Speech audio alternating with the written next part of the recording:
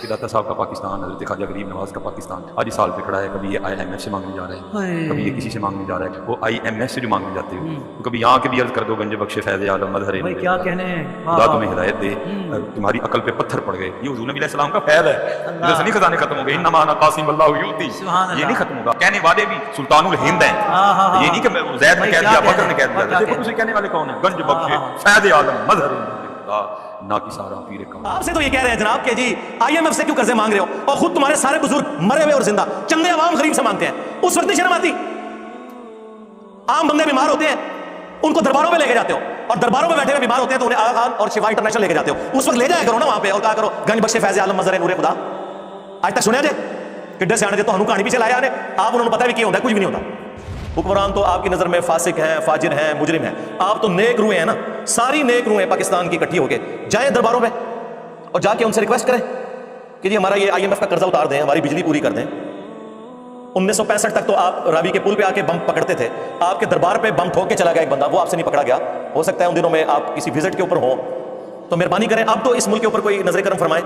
پوری دنیا میں بابوں کے جتنے واقعات ہیں نا جو مصباحی صاحب بھی سناتے ہیں، یہ کتاب 800 سال پہلے فرید الدین عطار نے لکھی ہے، جس کو منگولوں نے قتل کیا تھا. میں بھی منگولوں کی اولاد ہوں ہاں، لیکن اس ٹائم وہ کافر تھے، اللہ نے ان کو مسلط کیا مسلمانوں پہ. اب اسلام کی دولت سے سرفراز کر کے مجھے مسلط کر دیا ان کے اوپر. تو خود یہ نگاہیں مارتے رہے، اور جب منگول آئے تو منگولوں نے نگاہ نہیں ماری، تلوار مار کے بٹ چڑے ساری. ہاں انہوں کی نگاہ ہوتی ہی رہ گئی ہیں. تو فرید الدین عطار نے تذکرۃ الاولیاء میں بازید بستامی کے بارے میں لکھا ہے کہ لوگ ان کے اوپر خواہ خواہ الزام لگاتے ہیں، ان کے منہ سے تو اللہ بولتا تھا. اگر انہوں نے یہ کہہ دیا کہ قیامت کے دن محمد اور تمام نبی میرے جھنڈے کے نیچے ہوں گے تو اسے کیا فرق پڑتا ہے؟ وہ تو اللہ ان کے منہ سے بول رہا تھا. جی سورہ توبہ پڑھے. سب سے کرٹیکل جنگ نبی علیہ السلام کی مبارک زندگی کی غزوہ تبوک، 1.5 لاکھ کی فوج لے کر کیسرے روم عرب کے بارڈر پہ آ گیا، دنیا کی سب سے بڑی سپر پاور. اور نبی علیہ السلام کے پاس صرف 30,000 جانثار صاحب ہیں جن کے پاس سامان بھی پورا نہیں ہے، اور مخالفت میں 1.5 لاکھ کا لشکر. باقی صاحب ہیں جا نہیں سکتے صاحب. سورہ توبہ آیت نمبر 92 میں اللہ تعالیٰ فرماتا ہے کہ اے نبی علیہ السلام تمہارے پاس لوگ حاضر ہوتے ہیں کہ ہمارے لیے کوئی سواری کا بندوبست کر دیں، ہم بھی آپ کے ساتھ جائیں جہاد کے لیے. تو تم ان سے فرماتے ہو کہ میں کوئی ایسی چیز نہیں پاتا کہ جس کے ذریعے میں تمہاری مدد کر سکوں، تمہارے لیے سواری اور جانے کا ساز و سامان ارینج کر سکوں.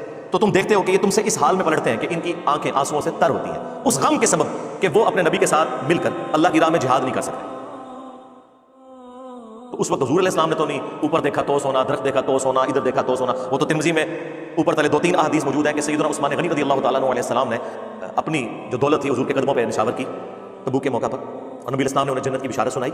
نبی الاسلام کی تو کہیں یہ تعلیمات نہیں ہے کہ آپ کو پیاس لگے تو آپ جو ہے وہ 10 دفعہ دروشی پڑھ لیں، بھوک لگے تو 10 دفعہ آپ سبحان اللہ وبحمدہ سبحان اللہ العظیم پڑھ لیں. ارے بھائی اللہ نے دنیا کو اسباب کے ساتھ جوڑا، تو آپ اس قسم کی چیزیں کیوں لوگوں کو بتاتے ہیں؟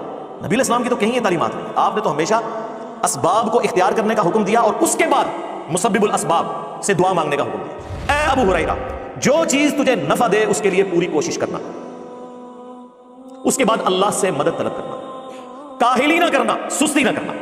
پھر بھی تیرے خلاف رزلٹ آ جائے تو پھر کہنا جو اللہ کی مرضی. اگر مگر نہ کہنا، اگر مگر شیطان کا دروازہ کھول دیتا ہے. لیکن یہ اینڈ پہ ہے، کوشش پوری کرنا، پھر اللہ سے مدد طلب کرنا. ہاں گنج بخش فیض عالم نہیں، اللہ سے مدد. اس کے بعد کاہلی اور سستی نہیں کرنی، کوشش بھی کرنی ہے اور کاہلی اور سستی بھی نہیں کرنی. پھر بھی رزلٹ خلاف آئے پھر کہنا جو اللہ کی مرضی، کہ ٹھیک ہے اللہ تعالیٰ کوئی منظور نہیں تھا، اپنی ایفرٹ تو پوری پٹ کرنی ہے. الہ مع اللہ، کیا اللہ کے ساتھ کوئی اور الہ بھی ہے جس کی یہ کوالٹیز ہوں؟ قلیلا ما تذکرون، بہت کم بھی تم نصیحت حاصل کرتے ہو. اس آیت کے اندر اللہ تعالیٰ نے کلیئر کٹ حکم فرما دیا کہ جو کوئی شخص اللہ کے سوا کسی سے دعا کرتا ہے گویا کہ اس نے اسے اپنا خدا الہ اور معبود مان لیا. بارش کون برساتا ہے؟ اللہ. ڈیوٹی کس کی ہے؟ فرشتوں. لیکن ہم فرشتوں سے بارش مانگیں گے کہ آپ کی ڈیوٹی لگی ہوئی ہے جی، کہتے ہیں بزرگوں کی ڈیوٹیاں نے، تو مشرک ہو جائیں گے. بھائی نبی علیہ السلام نے صلاۃ الاستسقاء بارش کی نماز تعلیم فرمائی ہے. اور جی جو مدد کر رہا ہے مشکل کشا تو ہے نا، تو بھائی سب سے بڑا جو مشکل کشا ہے وہ تو سورج ہے. آپ کا کوئی بابا اتنا بڑا مشکل کشا نہیں ہے. دنیا میں موسم سورج کی وجہ سے تبدیل ہوتے ہیں، دنیا میں ہوائیں سورج کی وجہ سے چلتی ہیں، دنیا میں بارشیں سورج کی وجہ سے ہوتی ہیں. سمندروں کا پانی وائبریٹ ہو کر گلیشیئرز کی فارم میں سٹور ہوتا ہے، وہاں سے پگھل کے زمین کے اوپر اور نیچے دریا چلتے ہیں، بارشیں ہوتی ہیں. آپ کی گندم ہر طرح کی جو فصلیں ہیں سورج کی وجہ سے وہ پکتی ہیں. تو کیا ہم کہیں گے المدد یا سورج ذرا آپ بادلوں سے باہر تشریف لے آئیے کہ سردی کا موسم قریب آ رہا ہے، اور بادلوں میں چھپ جائیے کہ گرمی کا موسم قریب آ رہا ہے؟ بھائی یہ نہیں، آپ فرشتوں کو بھی نہیں کہہ سکتے کہ فرشتوں یہ پیغام دے دو، نہیں. آپ کہیں گے اللہم صلی علی محمد وعلی آل محمد. اور ہمارے نبی علیہ السلام کو اللہ تعالیٰ قرآن میں فرما رہا ہے وَإِذَا سَأَلَكَ عِبَادِي عَنِّي فَإِنِّي قَرِيبٌ. اے نبی جب کبھی بھی میرے بندے آپ سے میرے بارے میں پوچھیں تو فرماؤ میں تمہارے بالکل قریب ہوں. उजीब दावत दाई इज़ा दान, हर पुकारने वाले की पुकार को सुनता हूं जब वो मुझे पुकारे। फलयस्तजीबू ली वलयुमिनू बी लअल्लहुम यरशुदून, लेकिन उन्हें भी चाहिए कि मेरा हुक्म माने, मुझ पर ईमान लाएं जैसा कि ईमान लाने का हक है, फिर वो रुश्द व हिदायत पा जाएंगे। ये वन वे ट्रैफिक नहीं होगी। उदऊनी अस्तजिब लकुम, ऐ मेरे बंदों मुझसे मांगो मैं कबूल करने वाला हूं। इन्नल्लज़ीना यस्तकबिरूना अन इबादती, बेशक जो लोग मेरी इबादत से तकब्बुर करते हैं। अच्छा, बात हुई दुआ की और जिक्र आ गया इबादत, क्योंकि दुआ ही तो इबादत है जी। अबू दाऊद तिरमिज़ी सुनन नसाई में हदीस है, अद्दुआ हुवल इबादा, दुआ ही तो इबादत है। और फिर हुजूर ने यही आयत सूरतुल मुमिन की आयत नंबर 60, जिसे सूरह अल-गाफिर भी कहते हैं, वो तिलावत की। उदऊनी अस्तजिब लकुम, ऐ मेरे बंदों मुझसे मांगो मैं तुम्हारी दुआ कबूल करूंगा। इन्नल्लज़ीना यस्तकबिरूना अन इबादती, बेशक जो लोग मेरी इबादत से, मुझसे मांगने से तकब्बुर करते हैं, मैं अनकरीब उन्हें ज़लील व ख्वार करके जहन्नम में दाखिल करूंगा। वलियाउज़ु बिल्लाहि तआला, अल्लाहुम्मा ला तजअलना मिनहुम, अल्लाहुम्मा अजिरना मिनन नार। हमारा रब वो है कि उससे ना मांगा जाए तो वो नाराज होता है। दुनिया के बादशाहों से आप मांगे तो वो नाराज होते हैं, और हमारा रब वो है कि उससे ना मांगा जाए तो वो नाराज होता है।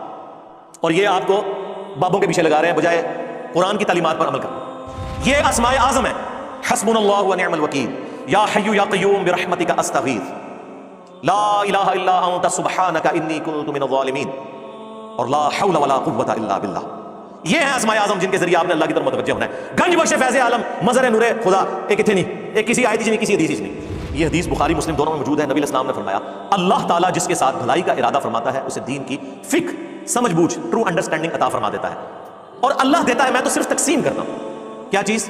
दीन का इल्म, दीन की तालीमात वो अल्लाह देता है, मैं तकसीम करता हूं। इसमें रिस्क का कहां पे जिक्र है? इसमें तो इमाम बुखारी ने बाब बांधा है बकायदा कि अल्लाह ताला जिसके साथ भलाई का इरादा फरमाता है उसे दीन की फिक्र अता फरमाता है। तो ज़ाहिर है दीन तो रसूलुल्लाह से ही सीखेंगे ना। दीन तो नबी इस्लाम की मुबारक जुबान से निकली हुई हर चीज का नाम है, चाहे वो कुरान की शक्ल में हो, चाहे सुन्नत और हदीस की शक्ल में हो। इसमें तकवीनी उमूर कहां से आ गए? वो आपने कहां से दाखिल कर दिए?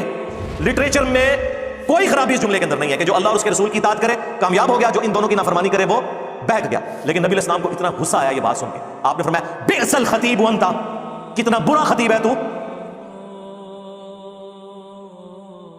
तुझे तो चाहिए था कि तू कहता वमन यअसिल्लाह व रसूलहू फक़द गवा, जो अल्लाह और उसके रसूल की नाफरमानी करे वो बह गया। तूने ये क्यों कहा कि जो इन दोनों की करे?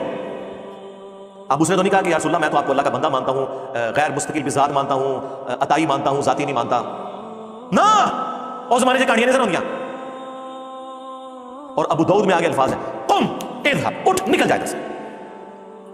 ये हुजूर ने इसलिए किया कि ताकि तुम्हें बताया जाए कि अगर मैं ये स्टेटस रखता हूं ना कि मुझसे दुआ नहीं हो सकती, तो तोड़े बाबे तो शाही कोई नहीं। ये नबी इस्लाम असल में ये बताना चाहते कि नबी के जैसा है ही कोई नहीं, तोड़े बाबे थे शाही कोई, बल्कि हम तक चाहिए तोड़े बाबे थे शाही कोई।